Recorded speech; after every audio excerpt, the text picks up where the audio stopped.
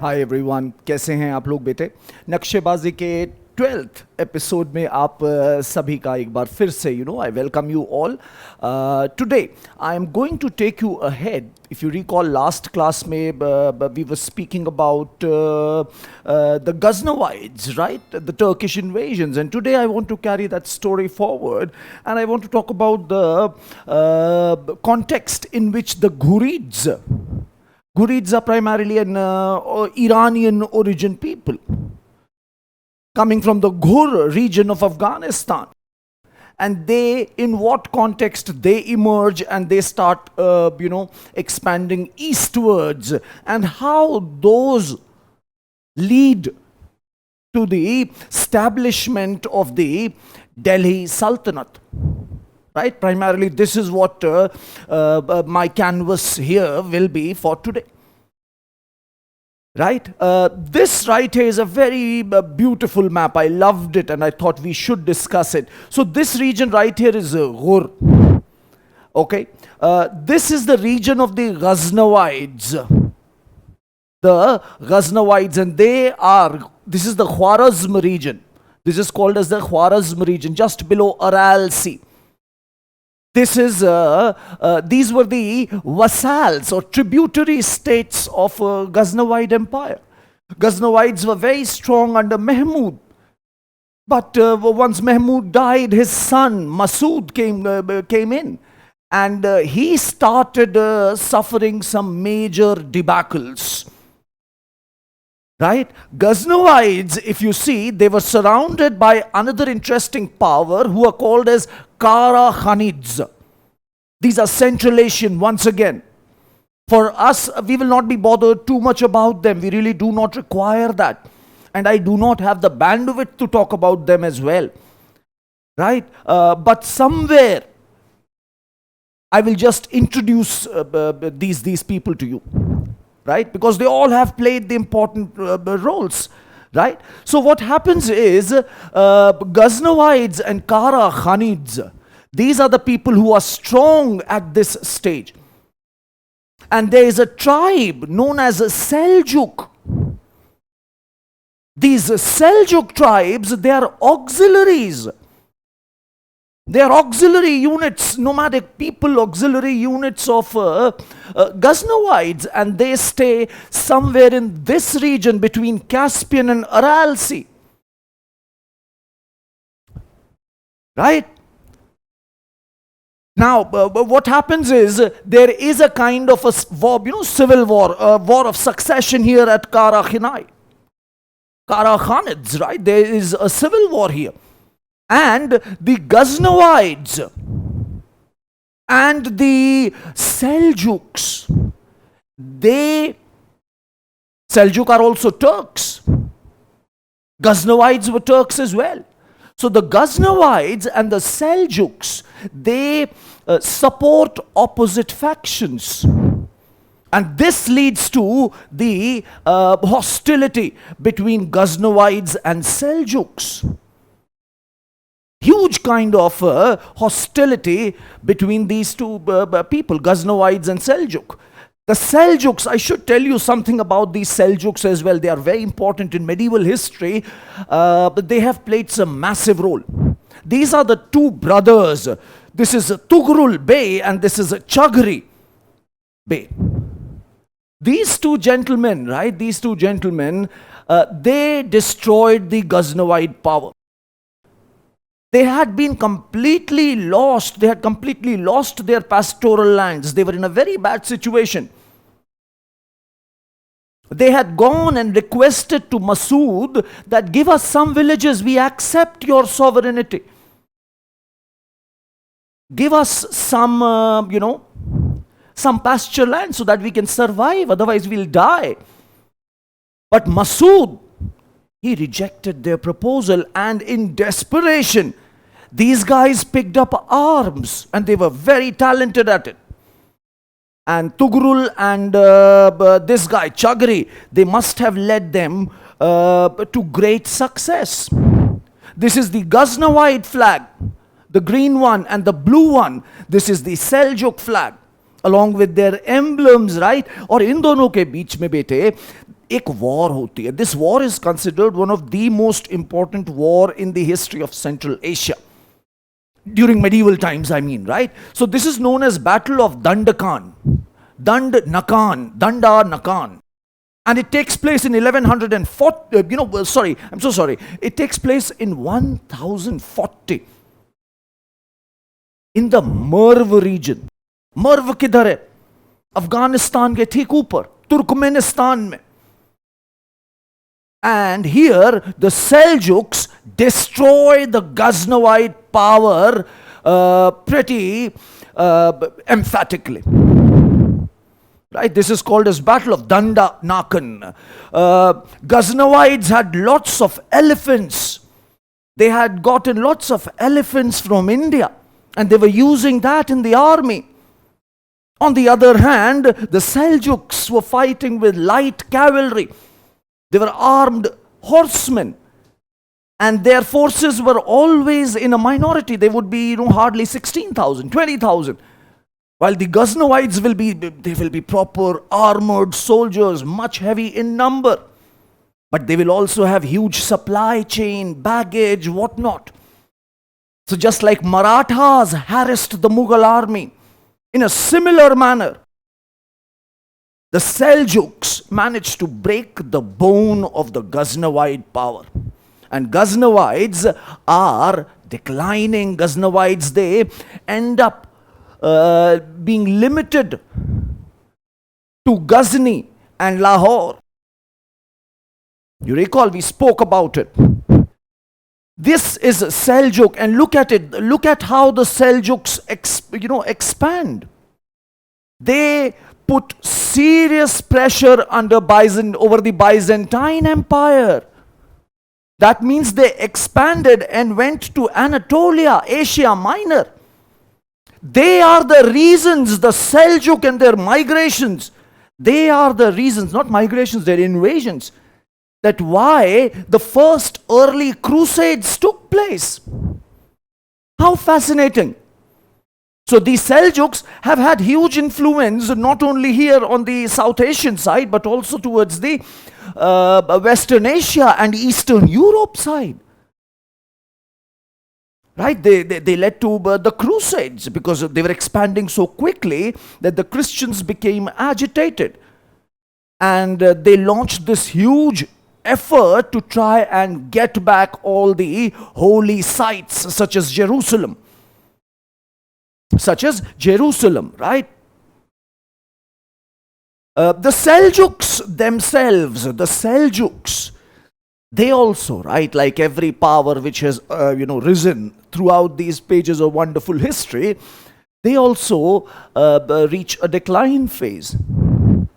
And this decline phase begins around 1140, where they are defeated by another Central Asian, power known as Qara Kitai or Qara Kitai. One is Qara Khanid. The Qara Khanids were different. Right? The other one is Qara Kitai. So they also create problems for Seljuks, and Seljuks start declining. And when they decline, from there emerges two power. The Ghurids and the Khwarizmiyah, who fight over Central Asia. Ghurids are defeated and forced to look eastwards. You follow, right? You follow, I'm sure you do. So 1140s onwards, the Seljuks started, having a tough time. One of their vassals, the Ghurids, as I was telling you, were of Iranian origin. They were Buddhist. They were Buddhist in around 1000 CE. When Mahmud had captured them, they had accepted Islam. They are also known as Shans Bani. And now when Seljuks declined, these Shans bunnies, they started rising up. So with the decline of Seljuks, a kind of a power vacuum in Central Asia, West Asia, which results in emergence of two powers. Right, Khwarizmiyah are basically just, below the Aral Sea, as we were talking about, right? So they are Turkish in origin. And they are Persian as well. Why? Because they are bringing the Persian culture. They're Persianized, Arabo-Persianized. And they are Sunnis. Very powerful empire they establish. One of the biggest land empires, Khwarizmi, right? And the other, of course, power which emerged was the Ghurids, and they contest over Khorasan. Khorasan is your eastern Iran and western Afghanistan region. This is happening all in the vicinity of Hindu Kush, Khyber Pass, Gomal Pass, right? That region. Meanwhile, I should also tell you that, on one hand, the Ghaznavids, have raided India, and then finally they have been limited to Lahore. Even Ghazni is lost in 1170. Right? So they are in a pretty bad shape, and they are only limited to India. But one point that you need to remember, that on one end, these two civilizations are showing, the early signs of hostility towards each other. And on the other, there is a much more subtle sort of interaction going on, primarily through the work of the traders and the Sufi saints. Right? Some wonderful names occur here. The Sufi saints, they come and they get influenced by the saint, entire parampara, the Sant parampara of India. And they also, in turn, influence the Sant parampara a lot through their simple and frugal living. Right? And then we also notice that Lahore has emerged as a center of Arabic and Persian scholarship. Lahore, which was now under the Ghaznavid power, so it was emerging as a center of Arabic and Persian scholar. And somewhere both these societies had accepted, both the civilization had accepted each other. We hear that in the Ghaznavid army, there were battalions of Hindus and Jat soldiers. We hear of a Brahmin named as Tilak, who was the commander of, he was the Sipah Salar of Sipah Salar a Hindu. Right, so we will notice that such kind of assimilation has also started, or acceptance of each other has also started happening. Power के लिए लड़ाई जो चल रही है, उसके दूसरे level पर ये भी चल रहा है. Interesting, right? Proceeding onwards. So these Ghurids, they became very powerful. They started becoming powerful under Sultan Alauddin. He is also known as Jahan Soz. He is, Jahan Soz का मतलब होता है बेटे world burner. The entire Jahan को जिसने जला दिया हो. Why he is known as so? Because in 1150, this guy invaded Ghazni and burnt it, sacked it completely. Some people say, some scholars believe that it was done as an act of revenge of the Ghaznavids when they have captured his grandfather and made them all accept Islam. So that was in revenge of that, some people say. Alauddin is known as a Jahan Soz. So now this entire, Ghazni region is also under, Ghuri's supremacy. This is Muizuddin Mohammed of Ghur, right? Also known as Shihabuddin. Shihabuddin was his birth name. Inka actual name jo tha wo Muizuddin. I mean, when I say actual, I imply once he became the emperor, right? This is the name which he took. This is the guy whom we, know as Mohammed of Ghur. He, along with his elder brother, they were ruling the entire Ghurid Empire. His elder brother, he would sit at Herat. Right? He would sit at a western city. Not too sure which one, but yeah, one of the western city. And the eastern capital was Ghazni, from where this fellow, the younger brother, ruled. And he started expanding. He decided that, we can expand eastwards as well. Meanwhile, in the west, the entire western half of Ghurid Empire, which was ruled by his elder brother, was destroyed by the Khwarizmiyah Empire.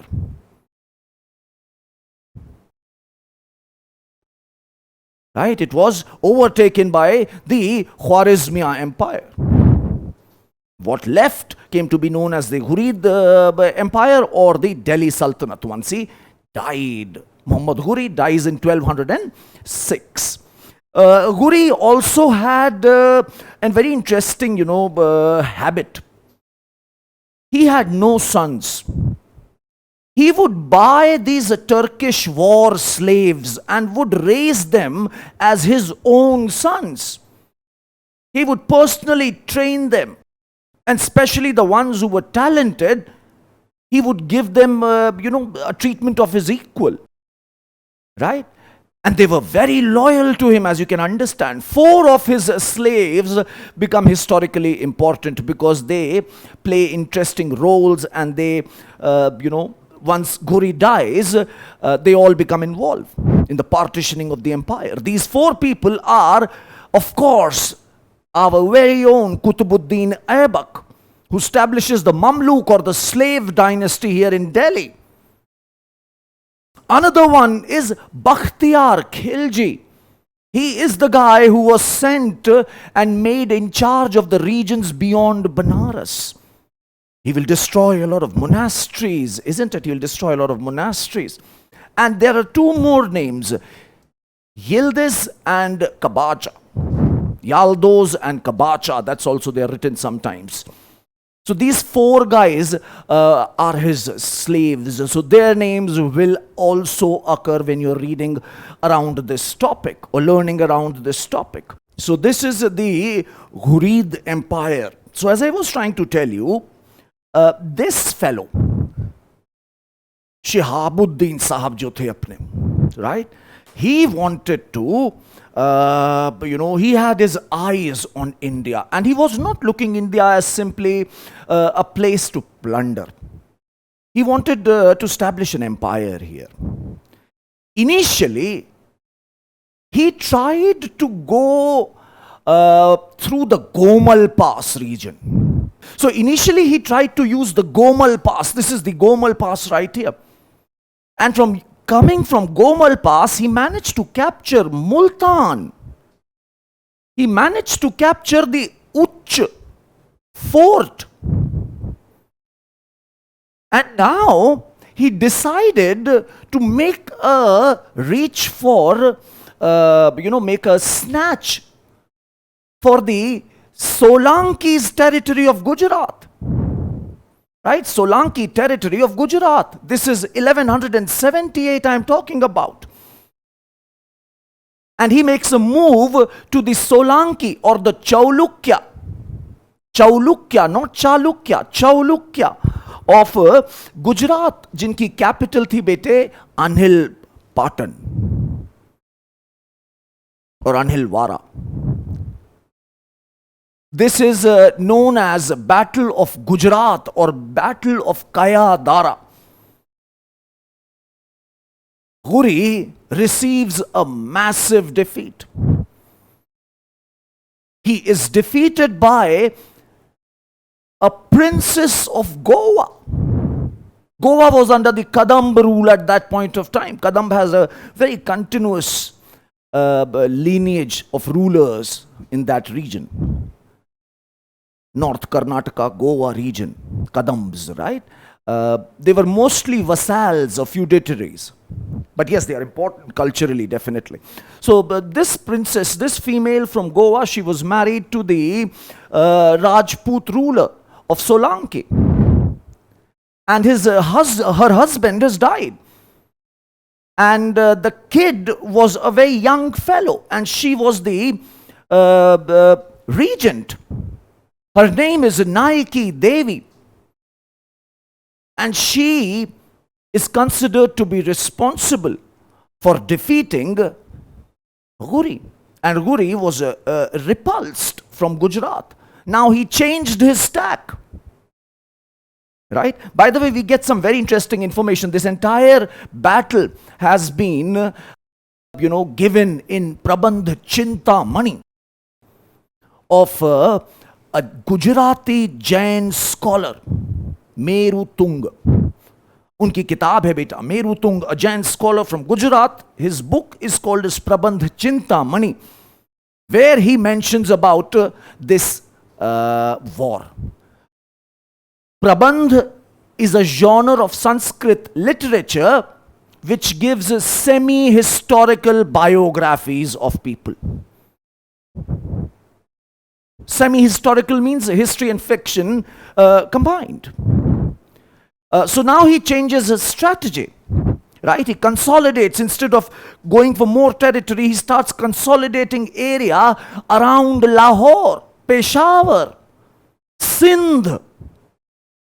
He starts first consolidating all these territory. And he becomes a neighbor to another very ambitious ruler, another very ambitious Rajput ruler, Prithviraj Chauhan III. This guy is also an amazing person who is looking to expand his empire as quickly as possible.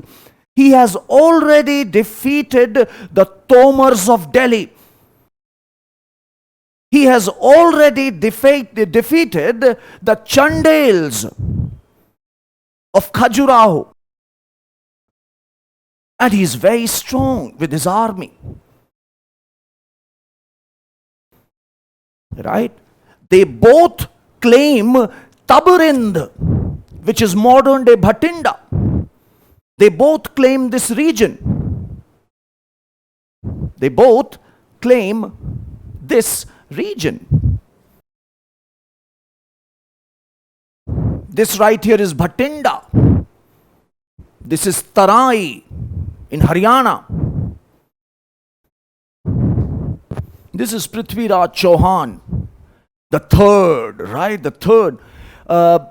He is known for fighting the Battle of Mahoba in 1182, where he defeated the Chandel ruler Paramaradi, also known as Parmal. This is very famous battle in terms of our Hindi-speaking belt and tradition. I don't know if any one of you have heard of this or not, but apparently there were two very brave brothers here in the army of the Chandels, who are called as Alha and Udal. And their bravery, their ferocious, raw bravery displayed in the Battle of Mahoba ensured that poems were written about their bravery and spread from generation to generation and are still sung in several regions with several sounds and recensions such as Bundeli, Bagheli, Awadhi. These dialects There is a Alha Kand present in each of these dialects. Can you believe it? Bhojpuri, Maithili, Kannauji styles. And Alha is considered to be a semi-classical form of Indian music. तो ये battle of Mahoba पर ऐसा हम लोगों को देखने को मिलता है. We are being told that Prithviraj Chauhan was very ferocious and he completely sacked the city of Mahoba. He was ruthless, right? He was ruthless. And he has already defeated the Tomars of Delhi. So he was also very ambitious. तो अब जो जानते ही हो ना क्या होगा बेटे. This one also wants to expand, the other one also wants to expand. And the conflict somewhere has to happen. The first battle of Panipat, Panipat nahi maafi, Tarai, sorry. So first battle of Tarai takes place in 1191. इसमें पृथ्वीराज चौहान बाजी मार जाते हैं. He wins this battle. And Skand, his army general, is very brave. Govind Rai, the Tomar ruler, he is very wonderful. And together they inflict a massive defeat. If we read the work of Minhas Siraz, right? Minhas Siraz, if we read his work, Tabqat-e-Nasiri, it seems that, this fellow, Ghuri, saved his life just like, by a bare thread or something. He just managed to survive. And after that, somewhere, Prithviraj Chauhan became complacent. He believed that these guys cannot come back so quickly, so soon. But within an year, Ghuri was back with a larger force. And there was no Skand around. There was no Govind Rai around. Jaichand, the ruler of the Gahdaval, ruler of Kannauj, he rejected the proposal to work together because he was pissed off with Prithviraj Chauhan for marrying his daughter against his wishes. This additional information, of course, is coming from Chandabardai, Prithviraj Raso. Right? Rajasthani Hindi ka ek bada purana kavya. All right. So, as a result, in 1192, Prithviraj's forces are routed. The forces are routed, and Ghuri captures Hansi. Samana is in Patiala. And Ajmer. Ajmer, all this region was taken. Chauhans, they had to escape to the region of Ranthambore. They escaped to Ranthambore, a very strong fort, Ranthambore. This is 1192, right? This was a major victory. This is considered a very major victory. It opened the Gangetic plains. And now between 1192 to 1206, Ghuri, along with his entire set of slaves, will make it a very strong base, expand and consolidate, right? Tabaqat, Minhas Siraz, he wrote a book called as Tabaqat-e-Nasiri, which talks about the Wars of Tarai. This book was written in 1260 and it is considered an interesting source for the period. Early, slave dynasty and all. Razia Sultan के बारे में बात कर रहे हैं, Iltutmish के बारे में बात कर रहे हैं, these guys.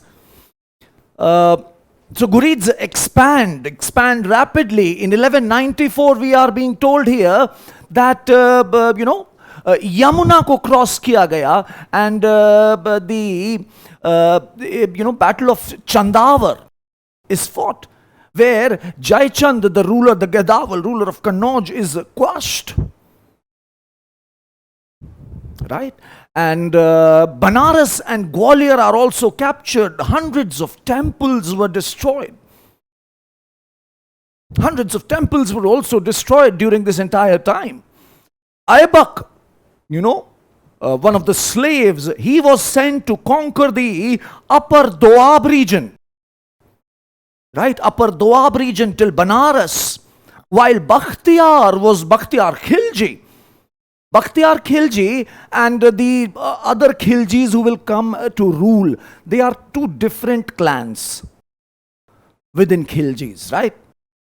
Okay, so Bakhtiyar Khilji, he is appointed as the in charge of the lands beyond Banaras, which is very improperly defined. And so he keeps on raiding, he goes on raiding deep into Bihar and Bengal, destroying these monasteries, their libraries. And he ruled almost autonomously the entire Bengal region for quite some time. Even planned an invasion to Tibet. Right? Ghuri came back to India in around 1206. By the way, during this time, some interesting things have happened. So I would like to just talk about that as well through a map. Yes, so this is the Khwarizmiyah Empire which emerged. This is the Khwarizmiyah. Do you notice they have captured pretty much everything? Khorasan and all gone. This is why now the Ghurids were forced, because the Western Ghurids dynasty was done and dusted. At this point of time, the Khokhar people of Punjab, somewhere around Salt Range, we are being told here, right? They rebel. These Khokhar people, they rebel. And Ghuri comes to crush the rebellion. But there he is shot down dead by one of the Khokhars. 1206, he is shot dead by one of the Khokhar rebels during a skirmish, right? And as a result, what happens is Aibak establishes the Delhi Sultanate, right? Aibak, in fact, wanted Lahore to be the capital of Sultanate. It was Iltutmish who shifted it from Lahore to Delhi. This is why Iltutmish is called as the real founder of Delhi Sultanate. During the times of Aibak, this was the reason. This was the region under the Sultanate. And Iltutmish managed to take it even further. This is Iltutmish right here for you guys, all right? So with that, I will end this small session. I hope you got enough fodder for thought, and any small doubts which you may have had about this, around this topic, would have been cleared, right? Keep writing, keep posting your comment, and keep telling me how bad I am doing, all right? Or how decent or how good I am doing, whatever way, right? It helps. Thank you so much. God bless you. Have fun.